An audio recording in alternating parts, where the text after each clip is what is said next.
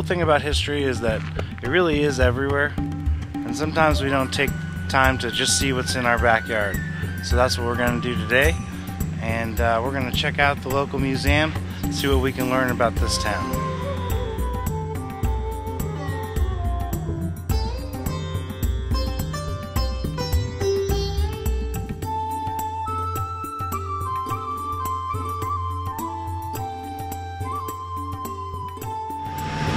What have we here?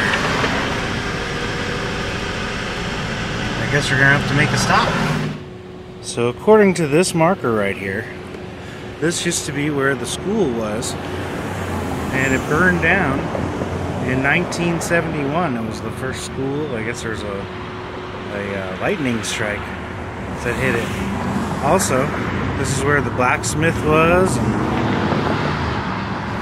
all the way back in 1890. And now there's a AM PM and a Dunkin' Donuts.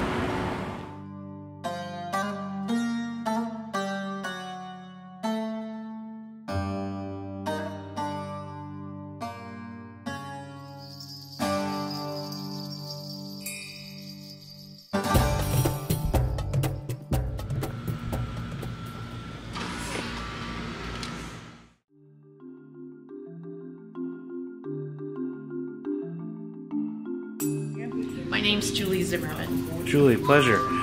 She's going to tell us a little bit about what's going on here and some of the first people to be here in the area, right? Yes, this is the Menifee History Museum.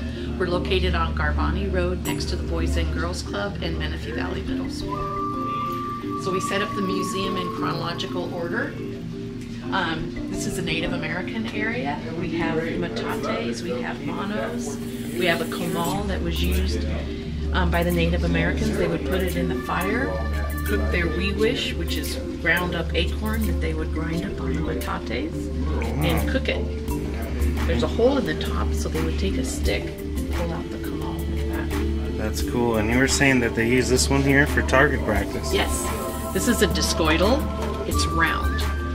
And it's round because the adult men in the tribe would roll it on the ground, and the braves would use it as target practice. Oh, so cool. like hunting rabbits and things like that. Oh, wow. It's completely round. That's very cool. And you were showing me this ringing rock. I didn't know about the ringing rock at all. Yeah, this is the ringing rock. It's over by Santa Rosa Academy on the hill. It's protected by Pachanga.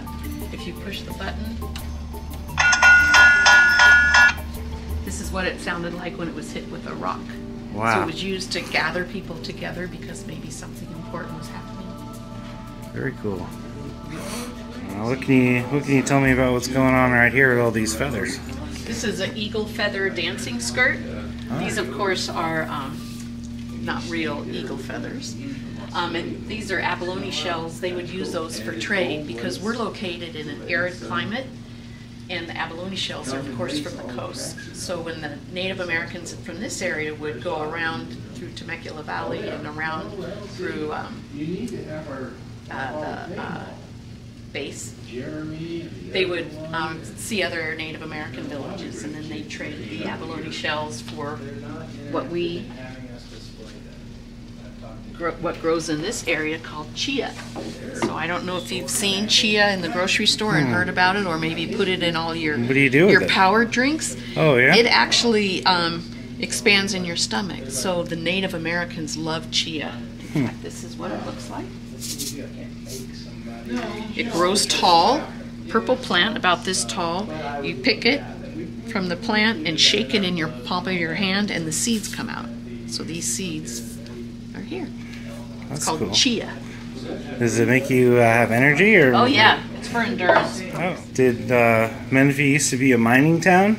Well, actually, this is Luther Menifee Wilson, and he came to this area in the late 1800s from Kentucky, and he actually filed a mining claim in our Menifee Valley over off Murrieta Road. And he had seen quartz rock, and so he started to pick at it, found that there was in fact gold, So he had to go to San Diego County because we were not Riverside County at the time. And so he filed his claim at the county, and it shows up on USGS maps that are from early 1930s. It says Menifee on it, and it's got a little pick. So that's why this area is called Menifee. Now we're going to talk with someone who knows even more than me. This is Bill. Hi, Bill. Hi, how are you guys? I'm a docent here at the Menifee Valley Historical Museum, and so I think you guys have talked about Native Americans and gold mining, but these are a lot of the families that were in the area. They were mining wheat. When we see wheat, we look out the window, it looks like this, but if you shake it real hard in your hand, you get grain seeds, and this is kind of what that seed looks like. And the tractors would have been cutting and then shaking and blowing air on what they cut, and it blows the chaff out, and the heavier grain seeds fall to the bottom. That's what's collected and then ultimately sacked back then and shipped to the milling places where they would make flour and for cookies and bread and all the things that we have. So Menifee was primarily dry farming wheat, and we supplied a lot of the flour for across the nation, all through from about the turn of the century, 1900, to about the 1980s. There's still one farm family that's making a go of it today, but development has taken up most of the land that used to be farmed in those days. We always like to ask people, you know, if you lived here in the 1930s or 40s, could you just eat wheat all day? Well, of course not. So all of the farmers had chickens for eggs, and they would also grow vegetables and things to make the dinner table more interesting. And if you look right here, this gentleman, his name is Mr. Magoon. Magoon would come around from farmhouse to farmhouse, and he'd ooga his horn, and he might have extra eggs from your neighbor, and you might have extra lettuce from your farm, and you would barter and trade with him, and it certainly made the dinner table much more interesting. Oh, that's cool. Yeah, and so we did get electricity here. Electricity came to the city of Menifee area in 1946. All the way then, huh? Yes, and before that you would have been cooking with something like this. This is a stove from the 1930s. It's got a tank on the side of it here. Dad would fill up the car, and he'd come into the kitchen and fill this with gasoline and then pump it like a Coleman stove, and Mom would cook using gas, just like we would in the car, for baking as well as cooking here. Is very volatile and not very safe. Later they switched to kerosene, which was a little more safe. Yeah. And then obviously today we use natural gas. But this stove's neat. It was donated from the Krupsack family, which has lived here many, many years in Menifee. Well, we actually did have a schoolhouse. It was right in the corner of Bradley and Newport Road. Today there's an I was just going to ask you about that. That's where that school was. It said something about a blacksmith over there too? Across the street, so kind of where Pit Stop Pub is right across Newport Road, there was a blacksmith shop. We think that's where it was, because it kind of describes that in a lot of things. Said nearby was the blacksmith shop, so we think it was right across the road. If you come over here, you'll see some of the early schools here. Up in the corner, this one is the 1890 school, and you see the kids kind of wearing a Little House on the Prairie shirts. Is it working? Yeah. Here, let me open this door, and you won't get that glare. That's from around 1895 was when that picture was taken, and then 50 years later, there was a reunion at the schoolhouse. So down here, this picture is from 1954. We think some of those kids from 1890s would have been in this picture, and these folks are about 60 years old or so. And this was the schoolhouse. You'll notice that the bell tower is missing in this picture, and that's so.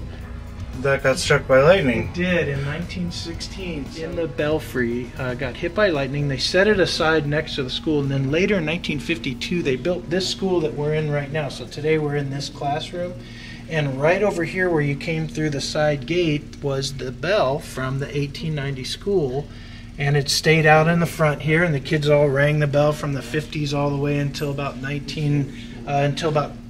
think this school was closed about 15 years ago, And so they moved that bell now to the district office. So yeah, I was just going to ask, where's the bell? Yeah, so if you go to the lobby of the district office, it's right on Hahn Road. Okay. And just north of Newport Road is the district office. They call it the Bob O'Donnell Administration Center. And that bell is in the lobby, and public's allowed to come over there and check it out and see the old bell from 1890 that used to be up there ringing for the kids. I would like to see that. Here's a neat picture. This one right here is Newport Road Interchange. So you know what the freeway interchange looks like now. That's all four corners of just dirt fields and farming. Stop sign right there. It was the 15E, and just before that the Highway 395 is what it was called. Today it's a full cloverleaf interchange. The 215 freeway north of Newport Road heading towards McCall, it looks like that upper picture. That's the view today. And you can see there's kind of a little valley cut in there. And in the 1950s, 1952, they had to blast out that hill and to be able to punch the 395 through. Before, you had to get kind of off it around McCall and then go a little bit west and get on Bradley and come south, and then you end up coming back on to the highway. Antelope Road is what it was over at Newport, but this way you could punch straight through. So there's the big Quail Valley, because Quail Valley is also a part of the city of Menifee, and this was a hunting resort. It was actually started in 1891 by someone named Charles Cooper. And he started with about 300 acres as a hunting reserve because he realized there is all kind of rabbit and quail and dove. And so the folks would come out from Los Angeles and be able to buy a lot for $300, and you'd get a little lot and you'd create your own little lodge or your own little cabin. And then he started adding some other amenities. There was a clubhouse that was built there. And it was a private resort. You had to be a member to be able to even go in there.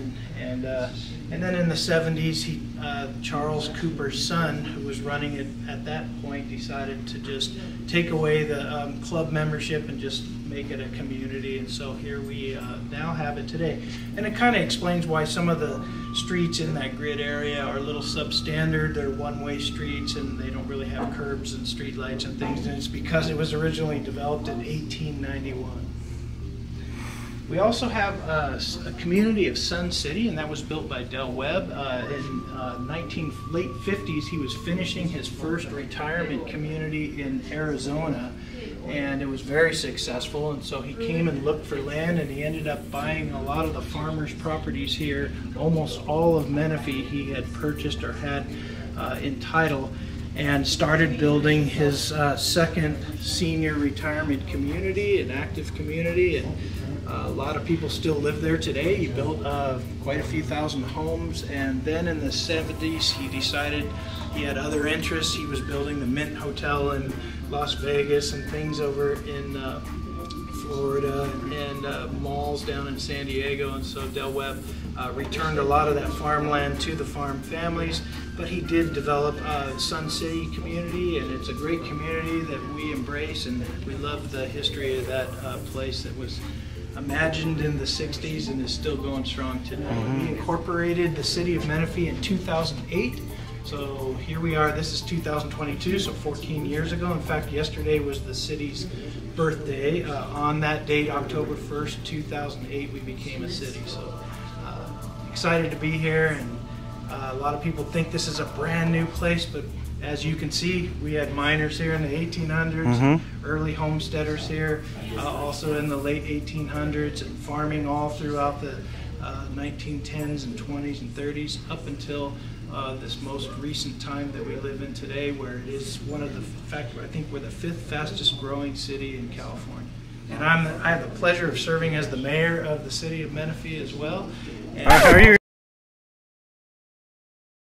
Really? Yes, sir. No kidding. So that's awesome. My name's Bill Zimmerman, and just very happy to be here. And my wife's the president of the History Association, and we have a board of directors made up of people who have lived here many, many years, and some of them, their parents were born and raised here, and so we have a lot of great history. We welcome anybody here to come and join us on a Sunday afternoon. This museum is open from 1 to 4, and it's free, and that's what we like. We want all of our young people to be aware of this community and to be aware of its history. And we have a Boys and Girls Club next door, and we also bring a lot of the kids over that are on field trips. And but we want moms and dads to bring their kids and grandparents and bring their grandkids and let them learn all about this great city. Hey man, well thank you very much for your time. You've been great and very helpful. Thank you. Appreciate it. Yep. There's one more story I wanted to share that I thought was pretty cool, and I think Bill can tell it way better than I can. So I'm going to tell you a little bit about the Ziders family, and they're very special to us. In fact, Merle and Ina Mae are part of our history group here. Ina Mae is on the board of our history association. But Merle's father, his name was Walter, and Walter lived in Pennsylvania, and he wanted to come to California, and so he rode this motorcycle right around 1909, and imagine riding that motorcycle, no suspension, one cylinder. I mean, that's a feat. And he would work his way across the country. He would work for farmers and ask them for some gas for his motorcycle, and eventually he made it to California. He worked for a couple of the farmers, including William Newport here, until he raised up enough money and saved enough money to buy his own ranch. And ultimately, if you come around this way, you'll see this picture. It's an aerial photograph of his ranch, which includes the house that's there. This Walter built this by hand in the 1930s, and he also built this Pennsylvania Dutch-style barn, and he would have wood lumber that he would get wet in a trough and then pull a string across that wood and bow it and bend it and then let it dry, and that's how he got all that curved wood to be able to make that Pennsylvania Dutch style barn. Unfortunately, the barn burned down just a few years ago, so we lost that. But their home is still there, and they're living in it, and it's just great to have the Ziders family. They were farmers. Merle had two brothers, Cecil and Leslie, and the three of them did a lot of farming in the area. And today, Merle's son David is currently still one of the very last families to be dry farming here. They're farming wheat in Menifee. How about that?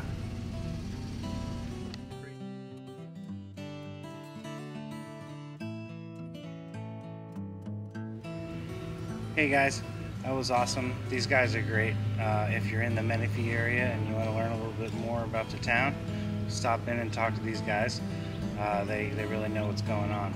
They also gave me this cool map that shows me all the different monuments all over town. I know where two of them are. We found one on the way over here, but you know, he also mentioned there's an old haunted farmhouse that is all period correct, which I'm gonna have to go check out, but that's gonna have to wait for another video.